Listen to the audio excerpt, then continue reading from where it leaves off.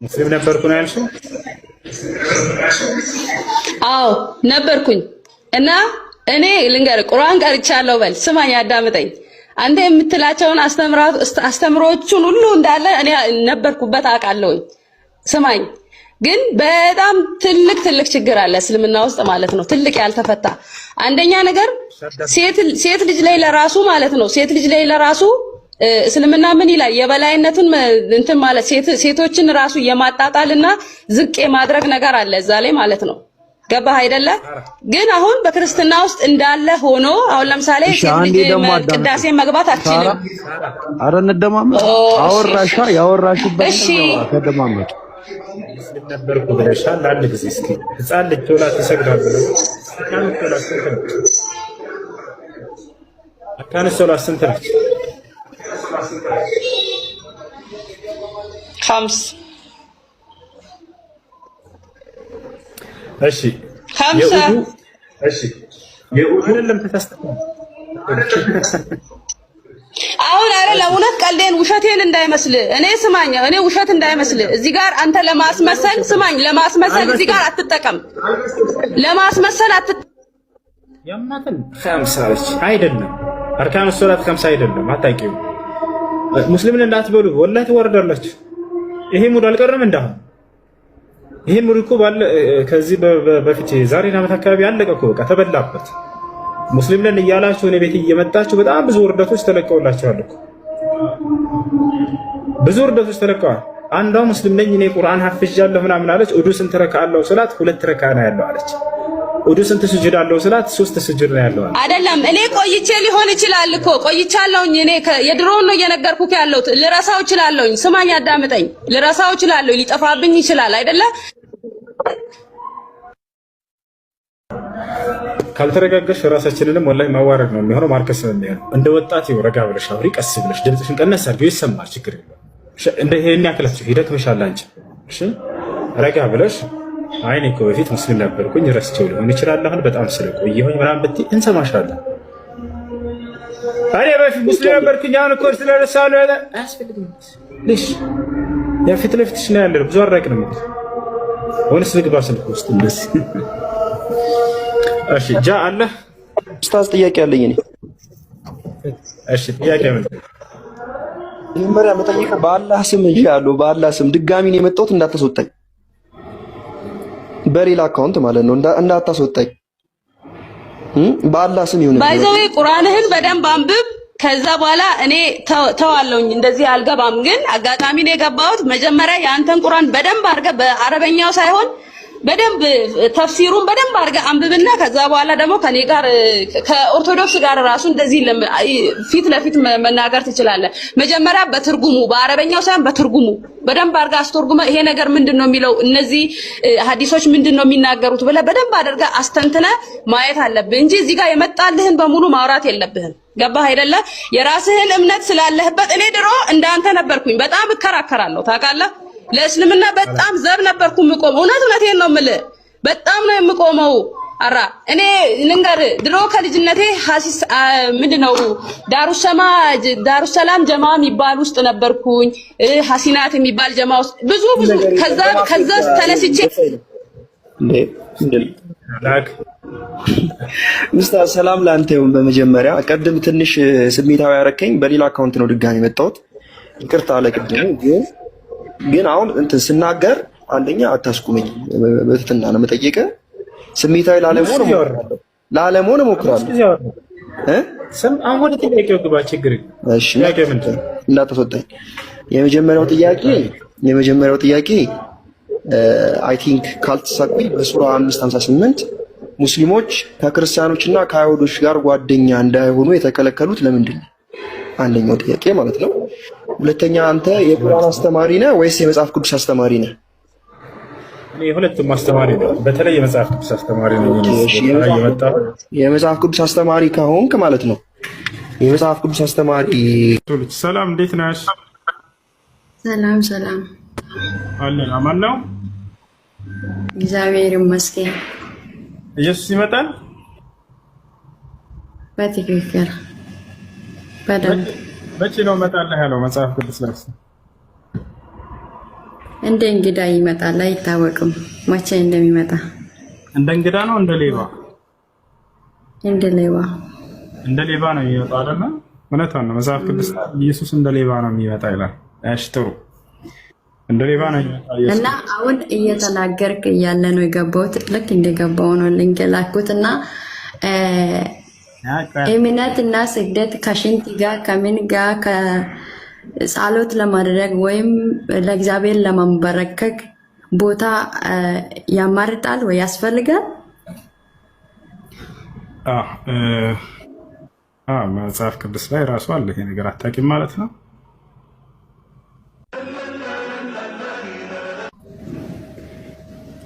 እግዚአብሔር ፊት ለመቆም ቦታ ያስፈልጋል።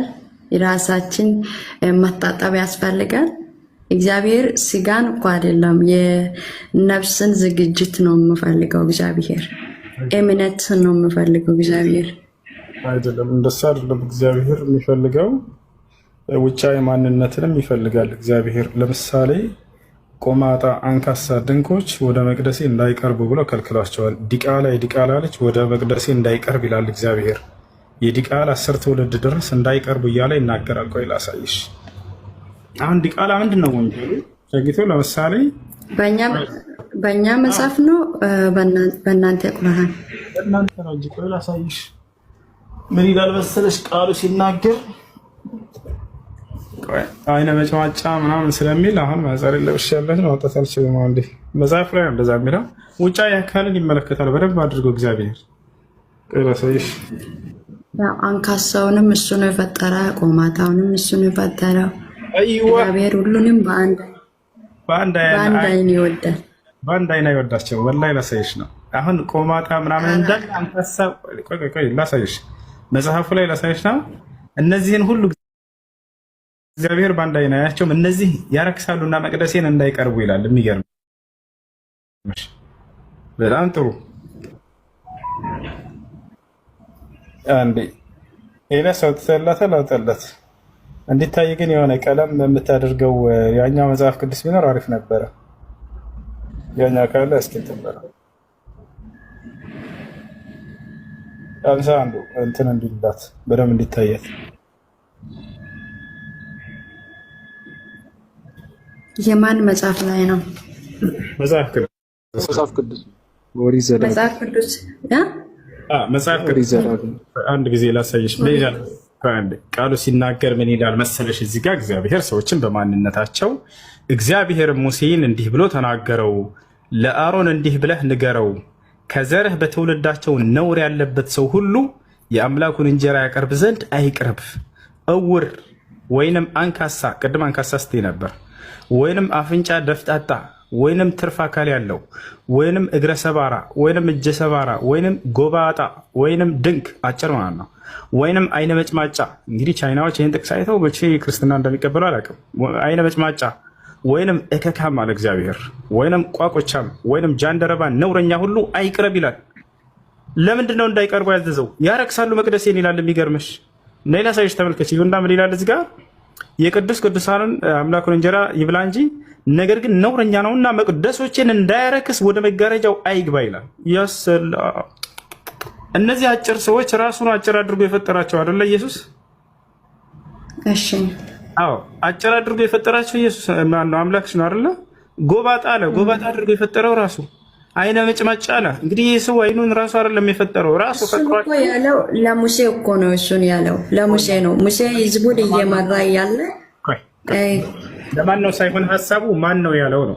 አንቺም ቀደም አምላኬ ሰውን በአፈጣጠራቸው የሚለይ አይደለም ማሽ። ይሄን እየተናገረ ያለው ማን ነው? አምላክሽ። እነዚህ መጭማጫ አይነ መጭማጫ ለማን ነው ሳይሆን ሀሳቡ ማን ነው የተናገረው ነው። ቀደም ስትገቢ ጊዜ አምላኬ እንዲህ አይልም እያልሽ ነበረ። በየትኛውም ጊዜ ሊሆን ይችላል። እሱንና ታዲያ የስግደት ቦታ ጸሎት ለማድረግ ቦታ ያማርጣል ብሎ ነገር ነው የጠየቅኩት። ይሄ አሁን ለሙሴ የተናገረ ቦታ ያማርጣል። እሱንም እነግርሻለሁ፣ ችግር የለውም። ግን እዚህ ቦታ ላይ እንደ አንቺ ቆም ብለሽ አስቢ። አምላክ ራሱ ነው የፈጠራቸው። አሁን መጽሐፍ ቅዱሳችን እንዲህ ነው የምለው፣ ለሰዎች ልትታዩ ዘንድ እንዳትጸሉ በመንገድ ዳለ የጮኻችሁ እንዳትጸሉ ወደ እልፍናችሁም ግቡ። ይሰማል። የተሰማ ረጋቢ እንደም አንቺ ስትናገራቸው የነበሩ ቃላቶችን አሁን ያወጣሁልሽ አንካሳ አድርጎ የፈጠረው እግዚአብሔር ነው እያልሽ ነበር። እነዚህን ወደ መቅደሶቼ እንዳይቀርቡ ያረክሳሉና ይላል። ሰው የሚያረክሰው አምላክ ራሱ ወዶና ፈቅዶ በፈጠረው አፈጣጠሩ ነው ወይስ በሚያደርገው ኃጢአት ነው? እስኪ እንዳንቺ መስከረ ለሙሴ ነው ይሄንን የተናገረው እግዚአብሔር። ሙሴ ተናጋሪው ማን ነው? ያሁኑ አምላክ እሱ የማን መጽሐፍ ላይ ነው ያነበብከው? ኦሪት ዘፍጥረት ነው ያልከው? እግዚአብሔር ነው እየተናገረ ያለው እኮ። መጽሐፉን እኮ አላየውም ወይስ ሄጀሊዮ? ዘዳግም ላይ ቁጥሩን ላሳይሽ። አይሽ سلام هذا اسمه خالد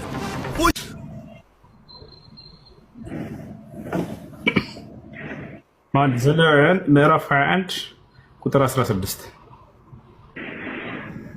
ስለዚህ ይሄንን የተናገረ ለሙሴ ነው። ሙሴ ህዝቡን እየመራ ነበር፣ በመንፈስ ቅዱስ ሲያስተምራቸው ነበር። እኔ እየጠየኩ እግዚአብሔርን ለመለመን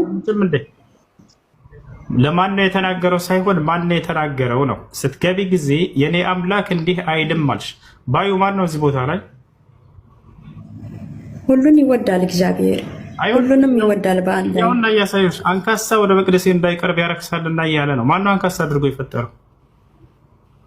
ራሱ ፈጠረ። ነገር ግን ከቅዱሳን ጋር እንዳይቀላቀል ሙሴን ነው ያስጠነቀቀው እኮ። ስለዚህ ሙሴ ከህዝቡ ጋር እንዳይመር። ስለዚህ አምላክሽ ሰውን በአፈጣጠሩ ይለያል ማለት ነው። ላይ ያዝናል። ይሄ ግን እንደ እስልምና አለው ይብለሽ ብትጠይቂ ቆይ በፍጹም ትላለች እያሳየው። እንደ እስልምና ስንመጣ ጊዜ ነብያችን ሰለላሁ ዐለይሂ ወሰለም ምን አሉ? አላህ ውጫዊ ተክለ ሰውነትን አይቶ ይለካል ወይ? ሰዎችን ላ አይለካም። ቃል ነብዩ ሰለላሁ ዐለይሂ ወሰለም ኢነላህ ላ የንظሩ ኢላ ሱወሪኩም ወኢላ አጅሳሚኩም ወላኪን የንظሩ ኢላ ቁሉቢኩም ወአዕማሊኩም። ነብያችን ሰለላሁ ዐለይሂ ወሰለም ምን አሉ? አምላካችሁ አላህ ወደ ውጫዊ ተክለ ሰውነታችሁ አይደለም የሚመለከተው አሉ። እንዲሁም ወደ ቅርጻችሁ አይደለም አሉ። ነገር ግን ወደ ልባችሁና ወደ ስራዎቻችሁ ናቸው አሉ። አያችሁ አይደል? ስለዚህ አምላክ ማየት ያለበት የሰውን ልብና ስራውን እንጂ ውጫዊ አካሉ እውር ሆነ፣ አንካሳ ሆነ፣ ባሪያ ሆነ፣ መጭማጫ ሆነ፣ አይኑ አፍንጫ ደፍጣጣ ሆነ ወደዚህ ላይ አይችልም። ስለዚህ ትክክለኛ አምላክ አይደለም ማለት ነው መጽሐፍ ቅዱስ ላይ ያለው አምላክ። ምክንያቱም ራሱ በፈጠራቸው አፍን ያረክሳሉና እንዳይቀርቡ ይላል። ወደውና ፈቅደው ያደረጉት ነገር ቢሆን እሺ ቢቀጣቸው ችግር የለውም። ወደ መቅደስ እንዳይቀርቡ ያረክሳሉ ቢል ራሱ ወዶና ፈቅዶ በፈጠራቸው ነገር አምላክ በፍጹም መልሶ ሊያረክሳቸው አይችልም፣ ከሰውም ሊለያቸው አይችልም። ትክክለኛ አምላክ አይደለም የመጽሐፍ ቅዱስ አምላክ ያው ነው። እሺ አሁን ዱዓ ለማድረግ ሰዓትና ወይም ጊዜ አለው በእናንተ ቁርአን ላይ በእግዚአብሔር ፊት ለጸሎት የለም። ዱዓ ለማድረግ ሰውየው በየትኛውም ሰዓት 24 ሰዓት ማድረግ ይችላል። ቦታ ምን 24 ሰዓት? አዎ እናንተ ሀዛን እስኪል ነው የምትጠብቁት። ሀዛን እስኪል እሱ አንድ የአምልኮ ስርዓት ነው። እሱም ሶላት የሚባለው ነው። ነገር ግን ሰውየው ጸሎት ማድረግ ከፈለገ ዱዓ ማድረግ ከፈለገ ገደብ የለው። በየትኛውም ሰዓት በፈለገበት ጊዜ አሁን ቁጭ ብዬ እዚህ ዱዓ ማድረግ እችላለሁ። መስጂድ መሄድ የማይጠበቅብኝ እግዚአብሔር ይሰማል። በቦታ የተገደበ አይደለም። ልክ እንዲሁ ደግሞ የትኛውን ቦታ ሆኜ ዱዓ ማድረግ እችላለሁ፣ ጸሎት ማድረግ እችላለሁ፣ ከአምላኬ ጋር መነጋገር እችላለሁ። አዎ መነጋገር ትችላለህ። ግን በሰዓቱ እንደ ስግደት ነገር እንደ አምልኮ ነገር ሰዓቱን ጠብቃችሁ የምትሰግዱት ነገር ግራ ይገባኛል። አምላክ በነቢያት በኩል ያዘዘውን ትእዛዝ መፈጸም አምላክን ከማምለክ ነው። አምላክን ስታመልክ ጊዜ አምላክ ባዘዘብሽ መንገድ መሆን አለበት አይደለ? ወይስ በራሴ ፈጥሬ ነው አምልኮ ዝም ብዬ የማመልከው? አምላክ ባዘዘበት መልኩ መሆን አለበት አይደለ?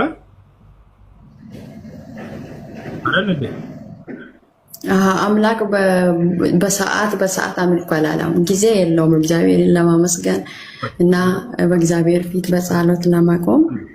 አንዴ ስለ ጸሎት አይደለም አሁን እያወራን ያለ ነው። ስለነዚህ ስለ አምላክ የአምላክ ትእዛዝን አስመልክቶ ነው።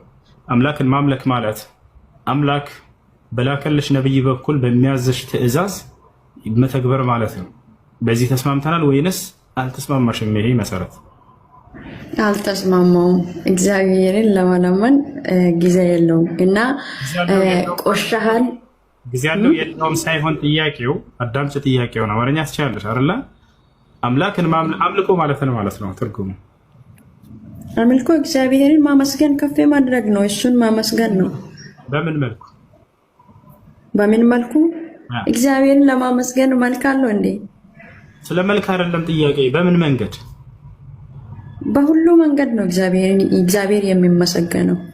ይኸውልሽ አምላክን ማምለክ ማለት አምልኮ ማለት አምላክ በአንቺ በኩል በላከልሽ ነብይ በኩል የሚያዝሽን ትእዛዛት መፈጸም ማለት ነው። አምላክ ከአንቺ የሚፈልገውን የአምልኮ ስርዓቶች ነቢያቶች ናቸው የሚያስተምሩሽ።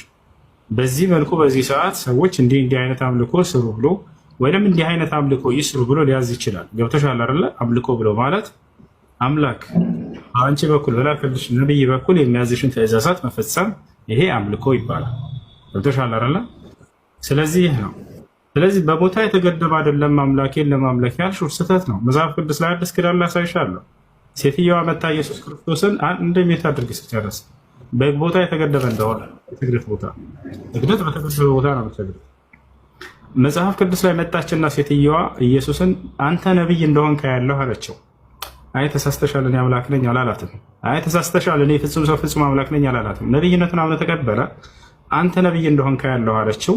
ከዛ ጥያቄዋን ጠየቀች። አባቶቻችን በዚህ ተራራ ሰገዱ አለችው። እናንተ ደግሞ አለችው ኢየሱስ ክርስቶስን በኢየሩሳሌም ካልሆነ ስግደት አይቻልም ትሉና አላችሁ አለችው። አሃ ኢየሩሳሌም የት ነው? የት ነው ኢየሱስ? አንድ ቤት ሸናሽ በኢየሩሳሌም ካልሆነ ስግደት አይቻልም ትሉና አላችሁ አለችው። ኢየሩሳሌም የት ነው? ኢየሩሳሌም እኛ ያለንበት የቆመንበት ነው። ኢየሩሳሌም ታዲያ የት ነው ኢየሩሳሌም? أوكي ستارت متأخرة فبنت የት ነው ኢየሩሳሌም?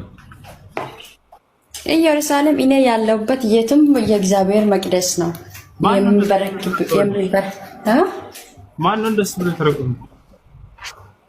ማነው እንደዚህ ብሎ? መንፈስ ቅዱስ ነው የምናገረው። እንግዲህ አንተ ሰው በተናገረ ነው እንደ የምትመሰክረው። ያሳይ መጽሐፍ ቅዱስ ላይ ችግር የለውም። መጽሐፍ ቅዱስ ላይ ኢየሩሳሌም ማለት ማንኛውም ሰው ያለበት ቦታ ነው የሚለው የቱ ጋር ነው የሚያገኘው? መጽሐፍ ቅዱስ ላይ የሰው ትርጉም ችግር የለውም። ያሳይ። እሺ አሳይ። እሺ ጥያቄ አለ? ይቀጥል። እስከዛ እስክታመጣ ማለት ነው። በፈቃድ አንድነን ማለት ነው። እኔ የምሰራውን ስራ አባቴ አይልም። እንደዚህ አውዱን ሄድና አንብብ እያልኩህ የሚለውንማ ነገርኩህ። እኔ ስህተት ነው የተረጎምክበት አልከኝ። ስህተት ነው እውነት ነው የሚለውን አውዱን ሄደን አንብበው እያልኩህ ነው። ከላይ እነዚህን ሐዋርያቶችን ከእኔ የሚነጥቃቸው የለም፣ ከአባት የሚነጥቃቸው የለም፣ እኔና አብ አንድ ነንና ብሎ ሐዋርያትን ስለመጠበቅ በፈጣሪ ስም ስለሚያገናኘው እኮ ነው። አውዱን ከላይ ያለውን እኮ እያነበብኩልህ ነው። አውጣልኝ። አንተ መጽሐፍ ይዘሃል አይደለ? ቅድም ስታወጣልን ነበር። አንብበው በእጅህ እኮ ነው። አውጣው አንተ እና እኔ አነበዋለሁ። ችግር የለውም።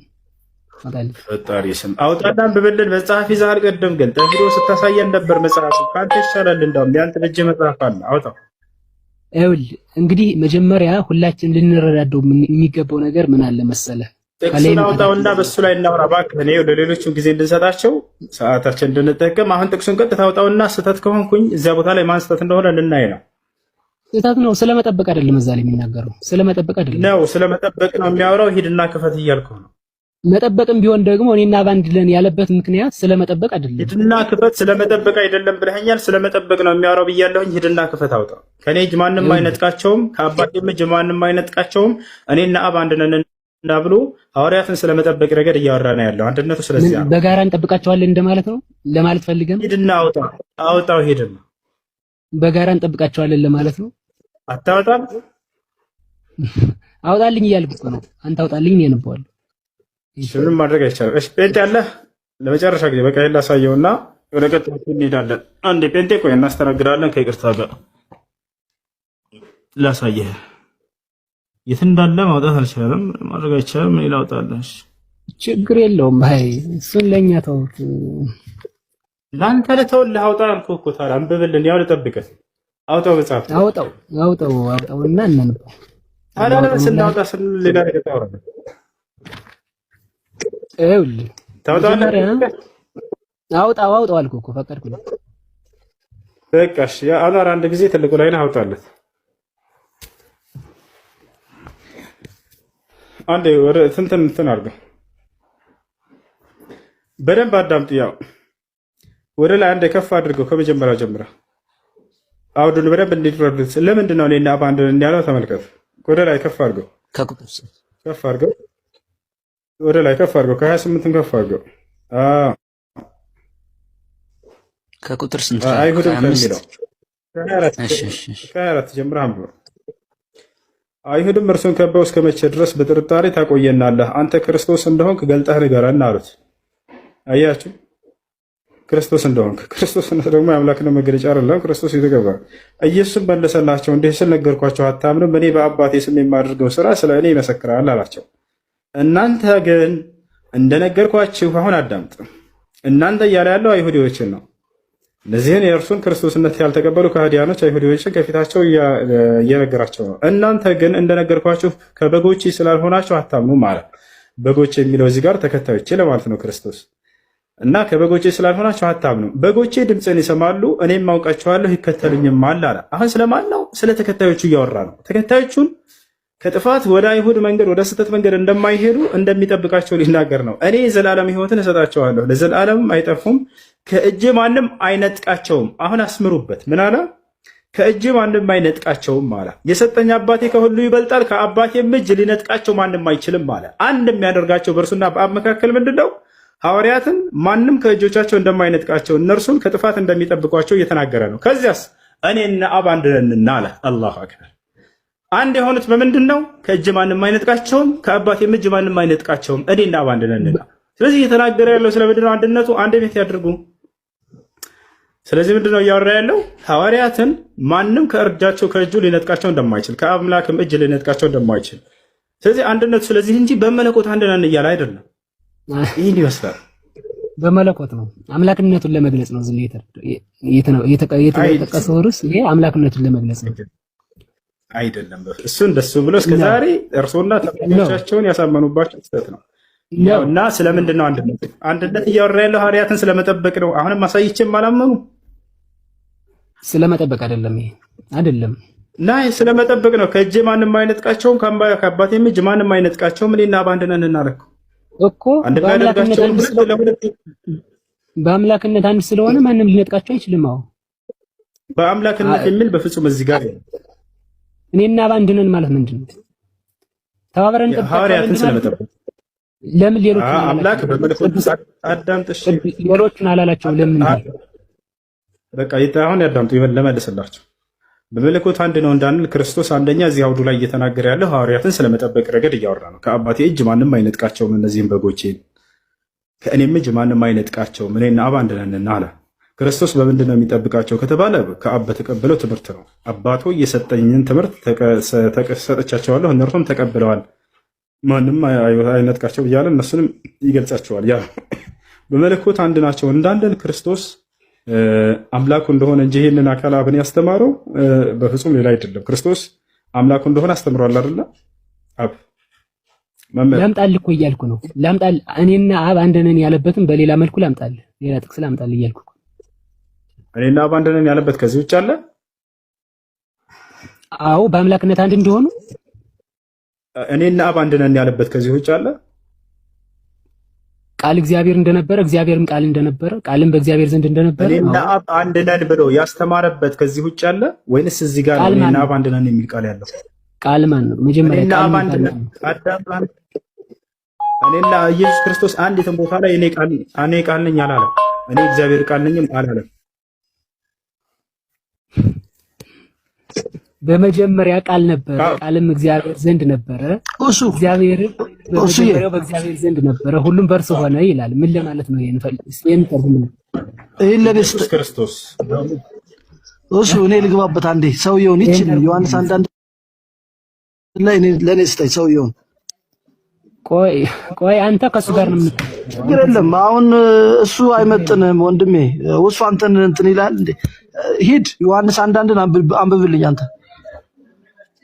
በመጀመሪያ ቃል ነበረ፣ ቃልም እግዚአብሔር ዘንድ ነበረ፣ ቃልም በመጀመሪያ በእግዚአብሔር ዘንድ ነበረ፣ ሁሉም በእርሱ ሆነ፣ ከሆነው ሁሉ ያለ እርሱ ምንም የሆነ ነገር የለም ይላል። ምን ማለት ነው ይሄ? እሺ ያለሱ ምንም ነገር ያልሆነው በማን ነው? በኢየሱስ ነው? አዎ በቃል በወልድ ቃል የተባለ ወልድ ማለት ወልድ ነው። ኦኬ ሁሉ በእርሱ ሆነ አይደለ? ያለ እርሱ ማንም አልሆነም። አዎ ምንም የሆነ ነገር የለም። ኦኬ ሁሉ ነገር በእርሱ ነው የሆነ፣ በኢየሱስ ነው የሆነ። ይመልሱልኝ መምህር። ቀጥል። ያደመጥኩ ሁሉ በኢየሱስ ነው ወይ የሆነ ነው ምሎት? ቆያልኩ ነው። ቃልም በእግዚአብሔር ዘንድ ነበረ ማለት ገብቶኛል። እግዚአብሔር ጋር አንድ ነው ማለት ነው። ገብቶኛል አይደል? በመለኮት አንድ ስለሆነ ይቺ ቃል የምትለውን ኢየሱስን አድርገው ቁጭ አድርገዋታል አይደለ? ስለዚህ ሁሉ በእርሱ ሆነ ከሆነውም አንዳች እንኳን ያለ እርሱ አልሆነም ይላል። አዎ ስለዚህ ስለ ኢየሱስ ነው ይጠቅሱ። ሁሉ ነገር የሆነ በኢየሱስ ነው። አዎ እሺ መምህር፣ ሁሉ ነገር በኢየሱስ ከሆነ መንፈስ ቅዱስና አብ የሰሩትን ይንገሩኝ። ምን ለማለት ነው? በመለኮት በመስራት እኮ አንድ ናቸው አልኩ። ነገሮቹ በማድረግ በተግባር አንድ ናቸው። መምህር አዳምጡኝ። ዮሐንስ 1:1 ገብተው ሁሉ በእርሱ ሆነ ከሆነውም አንዳች እንኳን ያለ እርሱ አልሆነም፣ ይህ ስለ ኢየሱስ ስለ ወልድ ነው የሚያወራ ብለውኛል። ሁሉ ነገር በኢየሱስ ከተሰራ አብና መንፈስ ቅዱስ የሰራውን ይንገሩኝ። አንዴ መልስ ልስጥበት እዚህ ላይ የተፈጠረ ቃልነት ይኸውልህ፣ መጀመሪያ ዓለም የተፈጠረ በቃል ነው። አንዴ እሱ የተፈጠረው ህይወት የተዘራበት በመንፈስ ቅዱስ ነው። ልነግርህ እኮ ነው። የህይወት ብርሃን ነበረ፣ ብርሃንም በጨለማ ያበራ ነበረ፣ ጨለማውም አላገኘውም ይላል። ህይወት የተባለ ደግሞ ማን ነው? መንፈስ ቅዱስ ነው።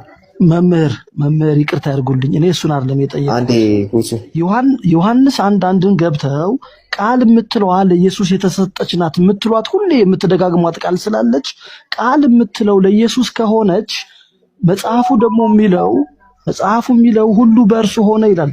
በማን? በኢየሱስ። ከሆነውም አንዳች እንኳን ያለ እርሱ አልሆነም። በቃ ይህን መቀበል ነው። ሌላ ተረት ማውራት አያስፈልግም። ሁሉ ነገር በኢየሱስ ከሆነ ያዳምጡኝ። ሁሉ ነገር በኢየሱስ ከሆነ ቃል የምትለው እሱ ኢየሱስን ከመደቡት መንፈስ ቅዱስና አብ ስላሴ ብለው የሚያመልኩት አምላክ የሰሩት በጋራ እንደሰሩ በሌላ ቦታ ሲገልጹ ሰምቼዎታለሁ አንዱ ውይይት ላይ። ስለዚህ የመንፈስ ቅዱስን ስራና የአብን ስራ ይንገሩኝ ነው ምሎት። ቃል በእግዚአብሔር ዘንድ ነበረ ማለት ምን ማለት ነው? እግዚአብሔር የሚለው እግዚአብሔር አብ አይደለም? ቃል እኮ ኢየሱስ ነው ብለውኛል። አሁን እንዴ እኮ ይሄ ቃል ከማን ጋር ነው ያለ? ይኸውልዎት መጽሐፉ አንድ ቁልጭ አድርጎ ነግሮታል እኮ ያስረዳሁት እኮ ነው ያለ አይደለ? ቃል በእግዚአብሔር ዘንድ ነበር አሉት። ቃል የሚለው ስለ ኢየሱስ ነው አሉ እኮ አይደል እርሶ?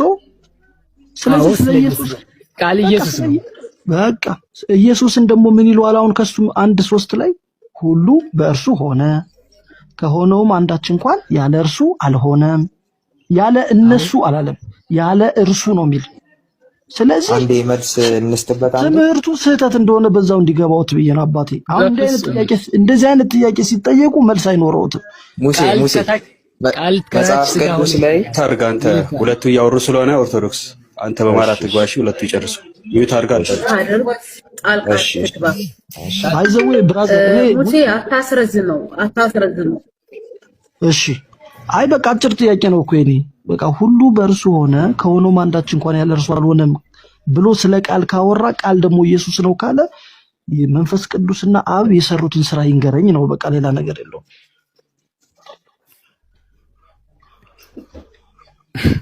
ይኸውልህ ቃል በእግዚአብሔር ዘንድ ነበረ ማለት ያልተረዳችሁት ነገር ቢኖር ምን አለ መሰለህ ሙሴ፣ እውነቱን ለመግለጽ ነው ሁላችንም የምንጥረው። እውነቱን እናንተም የያዛችሁት እውነት እኛም የያዝነው እውነት ስለሆነ እውነት ነው ብለን ስለምንከራከር ይህንን እውነቱን ነው ለሌሎች ለማስረዳት የምንሞክረው።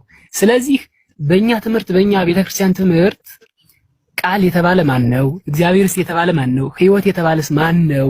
አሁን ቃል በቃል ሁሉ ከተፈጠረ ከቃል ውጭ አብና መንፈስ ቅዱስ ምንም ያደረጉት ነገር የለም እያልክ ነው። ለአብ ለመንፈስ ቅዱስ ይኸውልህ በቃል ዓለም ተፈጥሯል። ይህ ቃል ደግሞ በማን ውስጥ ነበረ? በእግዚአብሔር አብ ነበረ። ሕይወት ማን ነው? መንፈስ ቅዱስ ነው። ሕይወት ደግሞ እግዚአብሔር መንፈስ ቅዱስ በአብ ዘንድ ነበረ። ይሄ እኮ ነው። ከታች ይወርድና ቃል ሥጋ ሆነ ይላል። ይሄ ቃል ነው ኢየሱስ ክርስቶስ። ነብይ የሆነው ይሄ ነው። የተላከውም ቃል ኢየሱስ ክርስቶስ ይሄ ነው። ዓለምን ያስተማረው ወርዶ የአብን አምላክነት የራሱንም ታዛዥነት ያስተማረው። ይሄ ምንድን ትለዋለህ? ቃልሁ ደግሞ እኔ አልፋና ኦሜጋ ነኝ ያለፈውም የሚመጣውም ነኝ ይላል። ምን ማለት ነው ይሄ? ቃል በእግዚአብሔር ዘንድ ነበረ ማለት ዓለም ሳይፈጠር ቃል ነበረ ማለት እኮ ነው። ስለዚህ ከእግዚአብሔር ጋር አብሮ ቃል ነበረ። ሙሴ ወጣ እንዴ? ሙሴ ወጣ። ኦኬ ይቅርታ፣ በአባታችን ላይ ትንሽ ሐሳብ ልናገር ሁሱ